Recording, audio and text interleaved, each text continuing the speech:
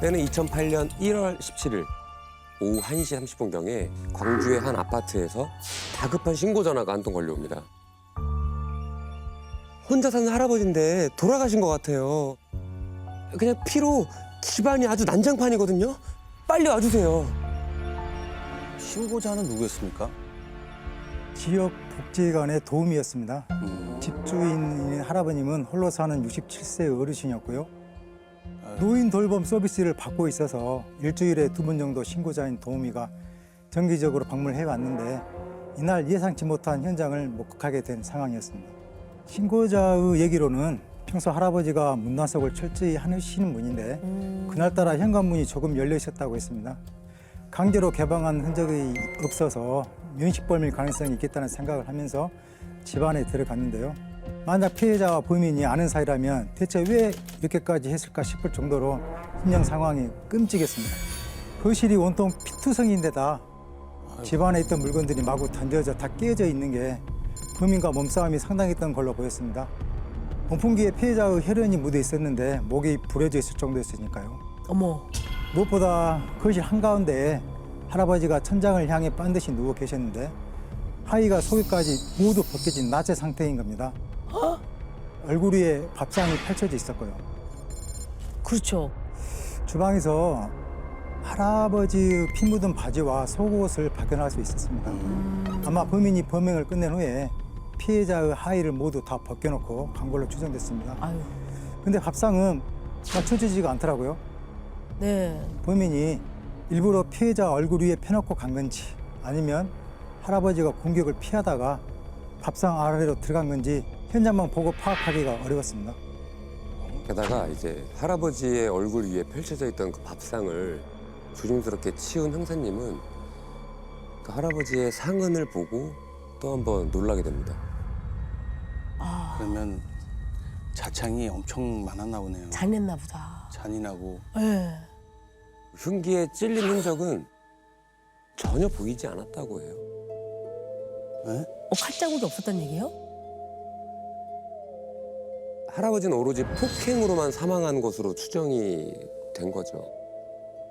야, 그러니까 전신에 둔기로 맞은 멍자국이 보이는 데다가 특히 얼굴 쪽을 너무 심하게 공격당해서 치아가 2개나 부러져 있었다고 어머. 합니다. 아, 그럼 맞아서 사망했다는 얘기잖아요. 그것도 이가 부러질 정도로. 얼굴만 계속 가격을 했다는 얘기인데. 네, 나중에 부검 결과를 받아보니 장기 파열에 갈비뼈까지 골절됐더라고요. 어머. 사인은 다발성 손상으로 인한 쇼크사로 확인됐고요. 범인은 무차별한 공격을 막아보려 하셨던 건지 손마디가 찢어질 정도의 방어원도 발견됐습니다. 아유, 그러니까 막 막으려다가 이 손 마디가 그냥 막 찢어진 거 아닙니까? 네. 끝까지 버티신 거지, 막으려다가. 네. 아, 끔찍하다. 뭘로 공격을 하면 그렇게 되는 거예요? 피해자 주변에 피 묻은 나무, 파편들이 발견된 걸로 봐서 목재로 된 둔기로 폭행한 것으로 추정됐는데 현장에는 없었습니다. 폭행이 상당히 오래 지속된 것 같거든요. 그렇다면은 뭔가 깨지는 소리, 또 뭐 할아버지가 막기 위해서 비명을 질렀다거나 하면서 그 아파트 주민분들도 좀 듣지 않았을까요? 그렇죠. 네, 들은 사람이 있었습니다. 그래. 물건들이 깨지면서 쿵쾅거리는 소리가 났다고 했고요. 소리를 지르면서 싸우기까지 했다고 합니다. 그런데 그게 이제 시신이 발견되기 전날 오전 11시쯤이었다고 합니다. 근데 왜 신고를 안 했대요? 수상한 소리를 들은 사람이 아랫집에 사는 어린 학생이었습니다. 이렇게까지 심각한 상황이라고는 생각을 못했다고 합니다. 아니, 그러면 수상한 걸 듣거나 본 다른 사람들은 없었나요? 한 명 더 있었습니다.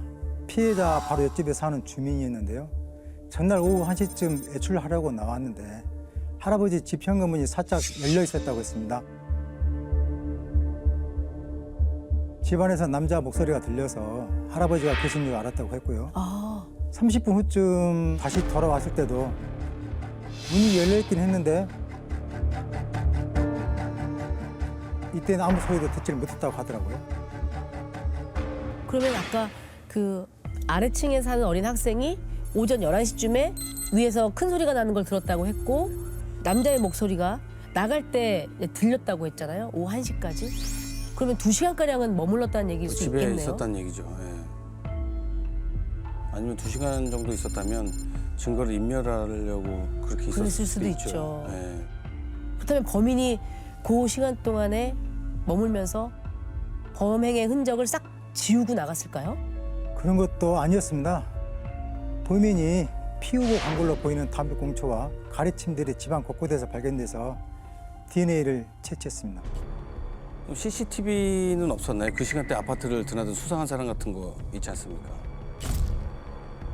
아파트 입구에서 할아버지 집으로 이동하는 동선에는 CCTV가 전무한 상황이었습니다. 오래된 아파트라 단지 내에 CCTV가 서너 대 정도 띄엄띄엄 있었고요. 저희가 범행 추정 시간대에 아파트 외부에 있는 도로 CCTV까지 모두 뒤졌는데 범인으로 추정할 만한 사람은 포착되지 않았습니다. 자, 일단 지금까지 그 상황을 정리를 좀 해보자면 일단 피해자의 온몸에 멍자국이 있었다라고 하는 것은 치명적인 급소만을 공격한 게 아니다 이런 의미를 갖고 있잖아요.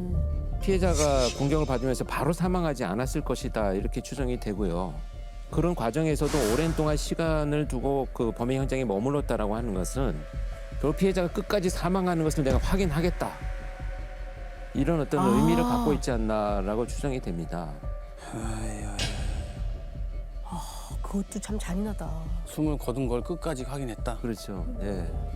더군다나 이 사건에서 가장 지금 확인하고 분석이 되어야 될 부분은 지금 성적인 의미와 범죄가 연관성이 없는데도 하반신이 이렇게 벗겨져 있다라고 하는 것은 성적 모욕감 뭐 이런 것을 주려는 의도가 있어 보인다는 것이고요. 그런 것이 결국은 이제 분노감을 이미 갖고 있는 사람에 의한 범행이 아닐까 이렇게 추정을 해볼 수가 있습니다. 혹시 피해자분께 원한을 살 만한 사람은 좀 있었나요? 자녀분들과도 좋았고요. 주변에 원한을 살 만한 사람이 없었습니다. 아, 혹시나 치정살인이 아닌가 싶어 알아봤더니 피해자의 자녀들도 가족처럼 생각할 만큼 오래 만난 여성분이 한 명 계셨는데 그분 주변을 다 뒤져봤지만 용의선상에 올릴 만한 사람도 없었습니다. 자, 지금부터 사망한 피해자를 황 씨라고 부르도록 하겠습니다. 형사님은 이 황 씨와의 아주 작은 연결고리라도 있는 사람이라면 샅샅이 찾아내기 시작합니다. 피해자와 잠깐이라도 통화한 사람들까지 모두를. 그러다가 이제 황 씨의 장례식장에서 생각지도 못한 얘기를 듣게 됩니다. 네? 황 씨와 오래 만났다는 여성분이 네. 그 몇 달 전 기억 하나를 이제 꺼내놓기 시작합니다. 그 집에 이상한 전화가 걸려온 적이 있어요. 웬 남자랑 통화를 하는 것 같았는데 당신 누군데 나한테 이러냐. 경찰서로 갈 테니 거기서 보자 라면서 화를 버럭 내곤 전화를 끊더라고요. 누구냐고 물었더니 이상한 사람이라고 별일 아니니 신경 쓰지 말라고 했는데 평소에 누구한테든 그렇게 화낼 사람이 아니거든요. 서너 달 된 것 같은데 하여튼 작년 가을쯤 분명 주말이었는데 혹시 이런 것도 수사에 도움이 될까요? 서너 달 전이면 좀 오래되긴 오래된 일인데 그러니까 저는 경찰서에서 보자 이 얘기가 약간 뭔가 일이 있지 않나 싶어요. 근데 또 내용 중에 당신 누군데 나한테 이러냐라는 네. 내용이 있었잖아요. 근데 그 얘기는 결국은 모르는 사람이라는 얘기잖아요. 누군데 이러냐. 이게 어떻게 올라가는 네. 거지? 근데 그 후로 대여섯 번 정도 전화가 걸려왔는데 같은 사람이었다고 했습니다. 아, 그러니까 이런 통화가 계속 더 왔다는 거죠? 그렇죠, 그렇죠. 그럼 아주 연관성이 없진 않았었나? 근데 이제 모르는 사람이었으면 경찰서 얘기까지 나올 일은 아닌 것 같은데. 아, 모르겠어요 이게. 저희도 좀 긴가민가 했는데 주변 사람들도 평소 황 씨가 누구와 언성을 높여 싸울 만한 성격이 아니라고 이상하긴 하다고 하는 겁니다. 그때까지 용의선상에 올랐던 사람들이 모두 제외됐기 때문에 일단 확인이라도 해보자 하는 마음이 들더라고요. 그래서 전화를 건 남자를 찾아보기로 했습니다. 근데 그 통화 날짜도 정확하지 않았는데 어떻게 찾아요? 그 제보자는 3, 4개월 전의 일이라고 했지만 형사님은 황 씨의 집 전화 통신 기록 1년치나 뽑습니다. 그중에 지난해 가을 같은 번호로 연이어서 5통 이상 걸려온 기록이 있는지 확인해 보는데요. 실제로 2007년 9월 셋째 주 일요일 시간은 오후 4시경에 번호 하나가 나옵니다. 전남 지역 번호인 061로 시작하는 번호였는데 광주에서 차로 20분 거리인 담양의 한 공중전화더라고요. 여기서 한 15분 동안 황 씨의 집에 무려 6통의 전화를 건 게 확인됐습니다. 그런데 이 전화번호를 확인한 형사님들은 어쩌면 전화를 건 사람이 이 사건의 가장 유력한 용의자일 수도 있겠다라는 생각을 하게 됩니다. 유력 용의자는 그냥은 좀 다르잖아요. 그렇죠. 뭔가를 딱 짚으시는 게 있었기 때문에 그렇게 생각을 하셨을 텐데. 황 씨가 사망한 것으로 추정되는 그러니까 신고 전날인 16일 오전 10시 40분경쯤 황 씨 집으로 전화가 한 통 걸려왔는데요. 이것도 공중전화였습니다. 어. 황 씨가 살고 있는 아파트 바로 인근에 있는 공중전화고요.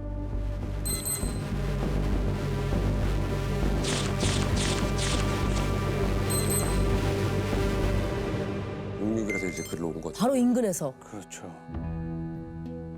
그러면 아까 보니까 처음 소리가 났던 게 오전 11시쯤이라고 했거든요. 근데 공중전화 발신 시간대가 10시 40분. 사건 일어나기 바로 직전. 직전에 전화를 했다는 얘기네요. 아 근데 집은 어떻게 알 수 있으며 그게 말이 안 되잖아요. 자, 이렇게 되면 범인만 피해자를 알고 있는 편면식 관계일 가능성이 높아지는 거죠. 그래서 아마 범행 직전에 집에 있는 것을 확인하려고 전화하지 않았나 하는 생각도 들어요. 그럼 자기 휴대폰을 쓰지 않고 일부러 공중전화로 전화를 하고 범행을 약간 숨기려고. 그렇죠. 저희도 편면식의 가능성을 봤습니다. 뭔가 분명 연결고리가 있다는 생각이 들더라고요. 다방에 그 해당 공중전화로 달려가 봤는데 마침 공중전화 맞은편 우체국에 도로 CCTV가 한 대가 있었습니다. 아 근데 이게 4개월 전이면 남아 있을까요? 이미 지워졌을 수도 있을 텐데. 그렇죠. 그 우체국 담당 직원도 보통 2개월 정도 분량만 저장된다면서 큰 기대는 말라고 하더라고요. 그래도 이왕 여기까지 온 거 한번 까보자 하고 봤는데 이 영상이 남아있는 겁니다. 야, 대박. 와 있었어요? 딱 기죠. 극적으로 남아있었던 겁니다. 삭제되기 직전의 파일 중에 2007년 9월 셋째 주 일요일 영상이 남아있던 겁니다. 어떻게 있었지? 와, 그게 어떻게 남아있을 수 있죠? 이게 동작 감지용 CCTV라 움직임이 있을 때만 녹화가 되는 거였는데요. 아, 지난 4개월 사이 이곳을 지나는 사람들이 많지 않아서 그렇죠. 진짜. 하늘이도 이게 이제 덮었으면서 지워지고 덮었으면서 지워지는 네. 건데 그쵸. 사람이 많지 않으니까 진짜 극적이다. 그래서 그 전화를 건 사람이 확인이 됐나요? 근데 또 언제나 이 상황이라는 건 또 호락호락하지 않습니다. 네. 왜 그런지 당시 CCTV를 한번 보시죠. 아니 남아 있었다고 했는데 왜? 그래도 우체국이니까 있었지 2008년도에. 엥? 아 이게 각도가 사실도 이렇게 좋지는 않네. 지나가는 오토바이 번호판도 안 보이는데요. 저걸로는 찾을 수가 없을 것 같은데. 아무래도 그 시대 때 이제 화질이 아니 근데 제일 중요한 거는 공중전화가 어디에 있다는 거예요. 이게 안 보이는데. 그러니까요. 아니 그러니까 이제 공중전화를 찾을 수가 없어요 이 가게에서는. 그렇죠. 보이지가 않죠. 지금 나무에 가려져서 보이질 않는데 네. 맞은편 도로 왼쪽 공중전화가 있었습니다. 아유 건너편에. 아. 그래서 드나든 사람이 보이진 않더라고요. 저렇게 보면 나무 뒤인데 저건 안 보이는데. 가로수에도 많이 가려져 있기도 하고 네. 도로까지 보기가. 사람이 설령 나온다 해도 공중전에서 나온 건지 그냥 지나간 행인인지 모르니까. 그러니까 현장을 보지 않고서야 공중전화 위치를 이걸로는 알 수가 없거든요. 형사님이 뭔가를 찾았다는 얘기인데 일단은 이걸 보여줬다는 거는 대체 뭘 보신 거죠? 화면에 잡힌 오토바이 운전자가 전화를 걸었던 사람으로 추정됐습니다. 에? 아, 유일하게 보이는 이 사람이 아니 오토바이 운전자가 저건 그냥 지나가는 사람 아닌가요? 거기 지나가는 오토바이 운전자잖아요. 처음 전화가 걸려왔던 오후 4시쯤에 저 오토바이가 반대편 도로에서 공중전화 방향으로 지나갔는데요. 아, 오토바이가 공중전화 앞에 멈춘 것 같더라고요. 어머, 아니 그걸 어떻게 아셨어요? 멈춘 거를? 오토바이 뒷바퀴가 보이는 겁니다. 나무 옆에 그 뒷바퀴 걸렸다는 거 아니에요? 저거요? 보이세요? 바퀴가? 저희는 아니 안 아닌 것 보이거든요? 같은데. 어머머머. 저렇게. 어머머머. 아 저게 빨간 표시를 했으니까 그런가 보다 하는데 그렇죠. 저건 모르겠던데. 그리고 사실은 저 앞에 예를 들어서 뭐 우연히 멈춘 걸 수도 있죠. 신호라든지. 그 신호라든지 뭐 차가 그냥. 뭐 앞에 있을 수도 네, 있고. 차가 있을 수도 있고. 그런데 얼마 후 CCTV 화면 귀퉁이에 걸려있던 뒷바퀴가 사라지더니 유턴을 해서 돌아왔는지 저렇게 다시 보이더라고요. 아래 부분 화면을 보면 정확히 4시 15분으로 찍혀 있고요. 아. 어머. 아까 일요일 4시 앞에 얘기가 한 번 나왔어요. 음. 어떤 날 15분에 걸쳐서 6번 전화를 했었다. 네. 일단 전화가 걸려온 시간대에 지나가는 행인이 보이지 않았기 때문에 저 오토바이 운전자가 유력하긴 했습니다. 만약 아니다 하더라도 뭔가 목격을 했을 수도 있을 것 같아서 이 운전자를 쫓아보기로 한 거죠. 아 근데 4개월 전 이 장면 하나로 오토바이 운전자를 어떻게 찾습니까? 그러니까 추적하기가 어려울 텐데. 일반 뭐 많이 쓰는 네, 기종 같긴 하거든요. 흔한 기종 같아요. 그 선생님들은 일단 이 사진을 들고 오토바이 대리점으로 향합니다. 그리고 이 오토바이 기종을 확인하고 광주와 담양 지역에 등록된 오토바이 명단을 쭉 확인해 봅니다. 무려 1000여 명이 이 오토바이를 소유하고 있다고 합니다. 아이고. 1000여 명이요? 그래요. 너무 흔해요. 그러니까요. 너무 흔한 기종 같더라고. 예, 예. 야 이제 이걸 어떻게 해요? 1000여 명이 넘는데. 네. 이제껏 수사했던 사람들과 겹치는 사람이 있는지부터 살폈고요. 또 전과 조회를 해서 전과 기록에 있는 사람들을 우선적으로 조사를 하기 시작했는데요. 생각보다 빠르게 한 남자가 걸려졌습니다. 오. 피해자랑 어떤 연결고리가 있는 사람이었어요? 광주에 등록된 오토바이 소유주 중에 황 씨에게 휴대전화로 전화를 건 사람이 있었는데요. 딱 한 번. 그것도 2초 동안 통화를 한 사람이 있었습니다. 통화 기록이 2초요? 2초. 그럼 받는 순간 거의 끊으면 그러니까. 2초 아니에요? 집에 누가 있구나. 그렇지. 그리고 딱 끄는 거죠. 그럴 수도 있죠. 네. 사람이 있는지 없는지 확인하려고. 그런데 어쨌거나 본인의 휴대전화로 황 씨한테 전화를 걸긴 걸었다는 얘기잖아요. 그렇죠. 그래서 형사님은 이 오토바이 주인의 휴대전화 통신 기록을 모두 뽑아봅니다. 황 씨한테 전화를 건 기록이 한두 번이 아닙니다. 어머. 한두 번이 아니라고? 담양 공중전화에서 전화를 걸었던 9월부터 이 오토바이 주인이 피해자인 황 씨에게 한 달에 한 번꼴로 전화를 걸었던 기록이 있었습니다. 전화를 걸 때마다 연속으로 여러 통의 전화를 했고요. 연속이요? 결정적으로 가장 수상했던 건 신고 전날 황 씨가 사망한 것으로 추정된 1월 16일에 이 오토바이 주인의 휴대전화 기지국 위치를 확인하라고 조회해 봤더니 종일 꺼져 있었던 걸로 확인됐습니다. 어머. 아 이제 좀 의심스럽기 시작하네요. 의심이 가죠. 이거는 네. 100% 의심이 가죠. 꺼져 의심이 있었다는 갑니다. 거는. 네. 대체 이 남자는 어떤 사람이었어요? 지금부터 이 오토바이 주인을 오 씨라고 부르도록 하겠습니다. 근데 오 씨는요 뜻밖의 인물이었습니다. 응? 64세고요. 공직 생활을 하다가 퇴직한 후에 아내와 농사를 짓고 사는 아주 평범한 남자입니다. 게다가 이제 황 씨와 오 씨에게는 접점이 전혀 없습니다. 아 그러면 아는 사람이 아니에요? 하는 사람도 아니고. 사건이 있기 한 달 전쯤 오 씨가 황 씨에게 3번 연속으로 전화를 건 적이 있더라고요. 물론 그때도 황 씨는 전화를 받지 않았고요.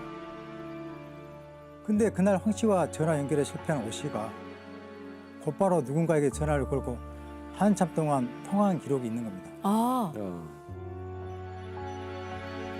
황 씨가 전화를 다 피한 상황에 그 이후 바로 누군가와 전화를 했다. 그게 누군가요? 광주에 사는 50대 여성이었습니다. 그래서 저희가 그 여성분을 찾아가서 한 달 전에 혹시 오 씨랑 통화한 적이 있냐 했더니 이 여성분이 황당하게도 오 씨가 누군지조차 모르는 겁니다. 어머, 몰라요? 길게 통화했다고 그랬잖아요. 그러니까요. 오 씨 자체를 모른다는 건 말이 좀 안 되는 것 같습니다. 그죠? 그렇죠. 모르는 사람하고 그렇게 길게 통화를 네. 하는 게 이상하잖아요. 표정이나 말투나 거짓말을 하는 것 같지는 않았습니다. 그래서 혹시나 기억나는 게 있으면 연락을 달라고 하고 발길을 돌렸었죠. 아, 이거 참 통신 수사를 통해서 뭐가 나오는 게 아니라 점점 더 미궁에 빠지는 이런 느낌이네요. 뭐야. 야, 이게 뭐지? 그런데 이제 김 형사님과 같이 탐문을 나갔던 형사님이 방금 만나고 돌아왔던 50대 여성분에게 다급히 전화를 합니다.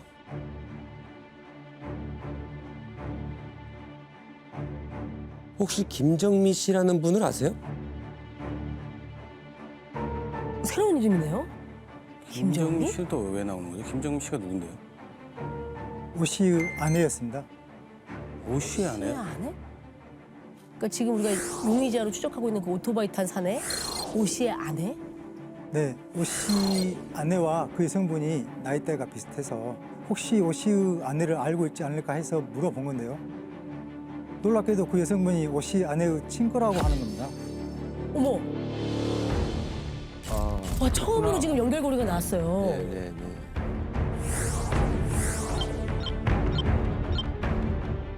남편이 오 씨랑은 전혀 모르고 오 씨의 아내와는 아는 사이였던 거긴 하네요.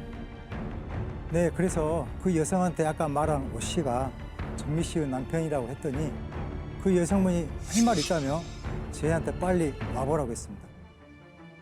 뭐가 있나 보다.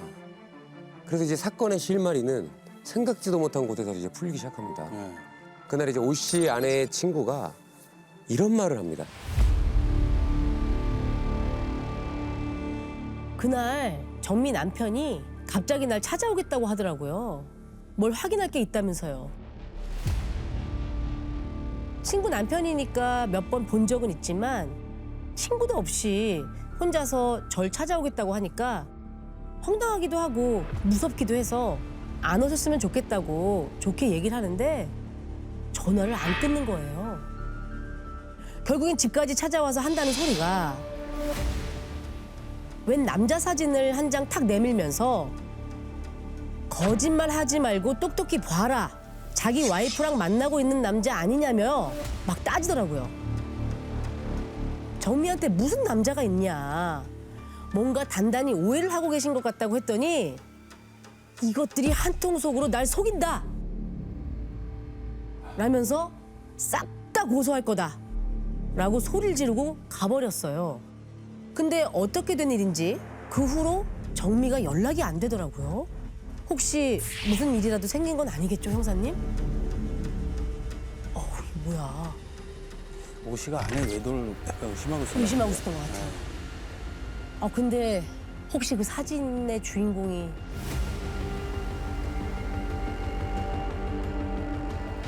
네, 그 사진 속 인물이 홍 씨였습니다.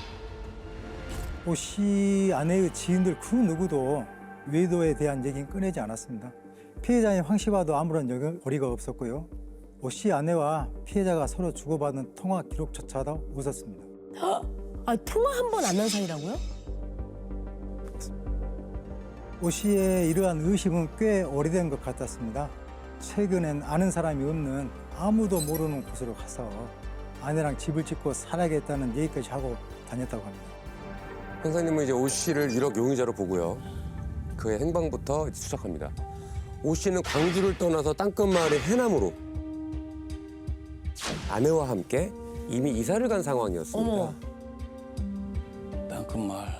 그래서 어렵게 부부의 주소지를 찾아온 형사님은 집을 보자마자 두 눈으로 의심합니다.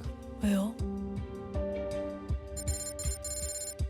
왜 뭘 보신 거예요?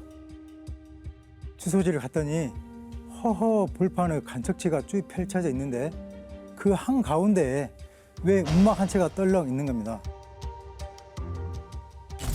그래서 우리 형사님들은 고심 끝에 오 씨 집에 이제 문을 두드립니다. 반응이 어땠을까요? 마치 저희들이 찾아올 걸 알았다는 듯이 놀라지도 않고 덤덤했습니다. 어머. 황 씨 얘기를 꺼내니까 바로 자신이 죽인 게 맞다면서 범행을 인정하더라고요. 딱 인정했어요? 오 씨는 당당하게 이렇게 말합니다.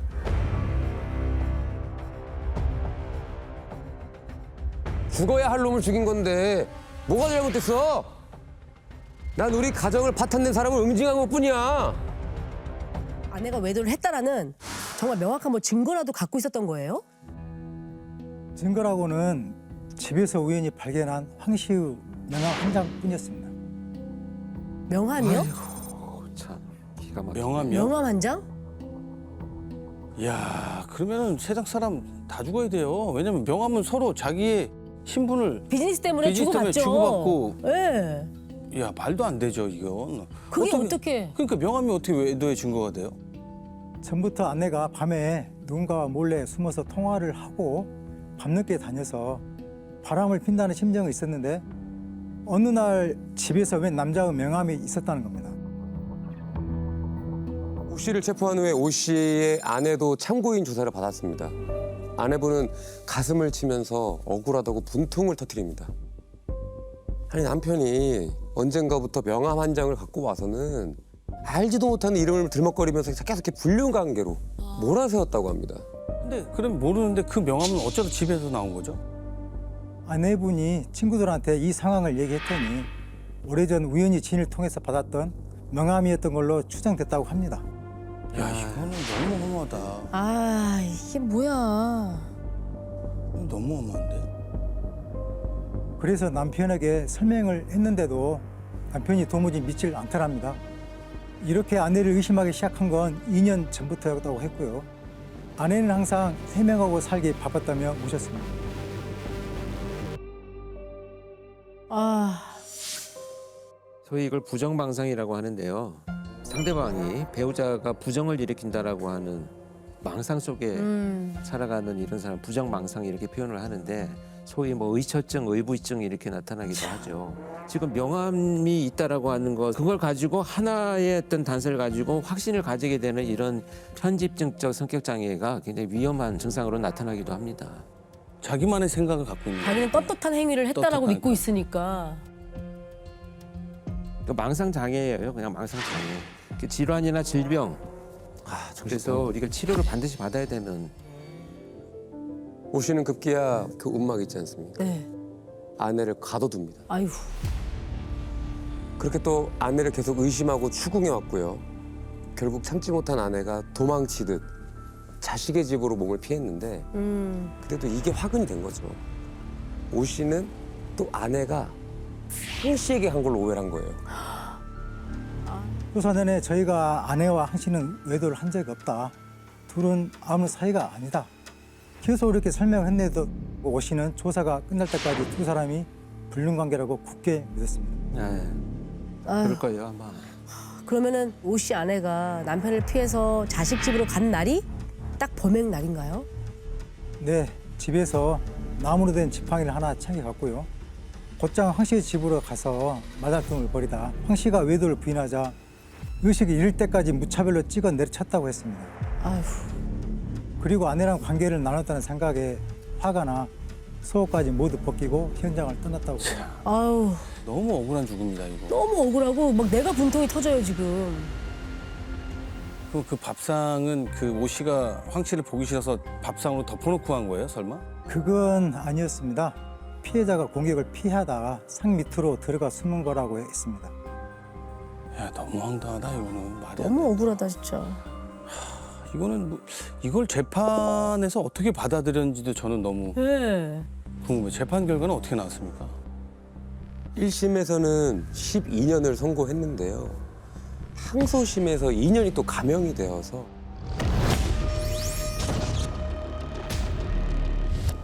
최종 10년을 선고받았습니다.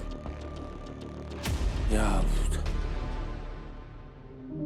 이 돌아가신 분은 야, 이게 얼마나 황당할까? 이게 무슨 말도 안 되는. 다른 전과가 없다는 점, 그 유족과 합의했다는 점 등을 다 참작해서 감형이 됐다고 합니다.